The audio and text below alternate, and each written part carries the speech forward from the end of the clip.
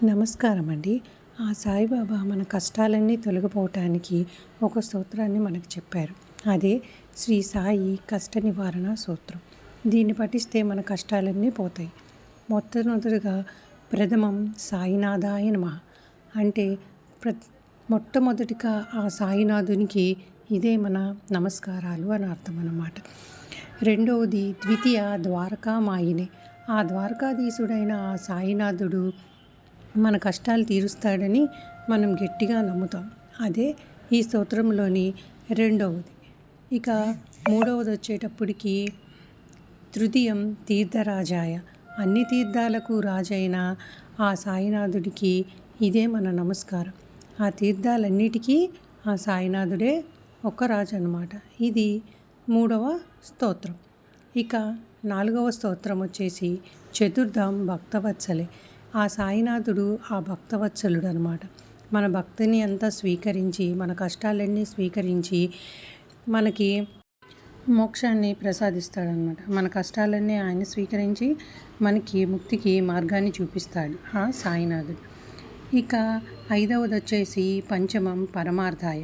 పరమార్థాయ అంటే అతనే సత్యం అని అర్థమాట. అది అంతిమ సత్యం అని కూడా మనం చెప్పుకోవచ్చు అనమాట.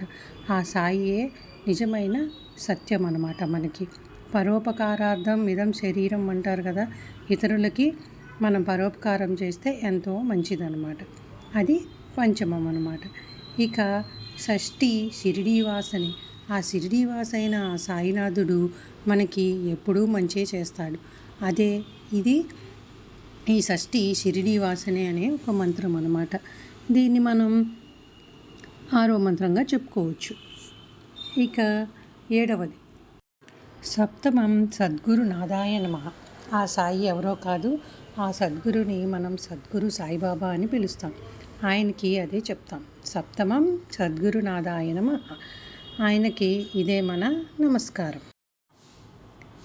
ఇక ఎనిమిదవది అష్టమం అనాథనాథాయ నమః. అంటే అనాథనాథుడైన ఆ శిరిడీవాసుడు మనకి మంచి చేస్తాడు అని అర్థం అన్నమాట. ఆ శిరిడీవాసుడు ఎవరో కాదు, అనాథనాథుడు. ఇది అష్టమ స్తోత్రం అన్నమాట. ఇక నవమం నిరాడంబరాయ. ఆ షిరిడీవాస అయిన శ్రీ సాయిబాబా ఎంతో నిరాడంబరుడు.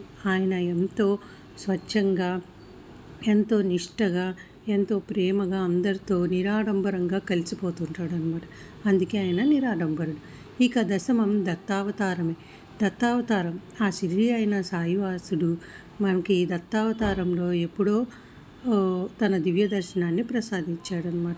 అదే దశమం దత్తావతారం. ఇవి మొత్తం 10 స్తోత్రాలు అన్నమాట. ఇక యతని దశ నామాని త్రిసంజం ఇహ పటే నిత్యం సర్వకష్ట వినుముక్తి సాయినాథ గురుకృప. ఈ నామాలని మనం రోజు కానీ 3 సార్లు పఠిస్తే ఆ సాయినాథుని కృప వల్ల మన కష్టాలన్నీ పోతాయి అన్నమాట. అంతేకాకుండా ఆ సాయి అనుగ్రహం కూడా మనం పొందుతాం. ఓం శ్రీ సచ్చిదానంద సమర్థ సద్గురు సాయినాథ్ మహారాజ్కి జై. ఇది శ్రీ సాయినాథ్ కష్ట నివారణ సూత్ర సంపూర్ణం. ఓం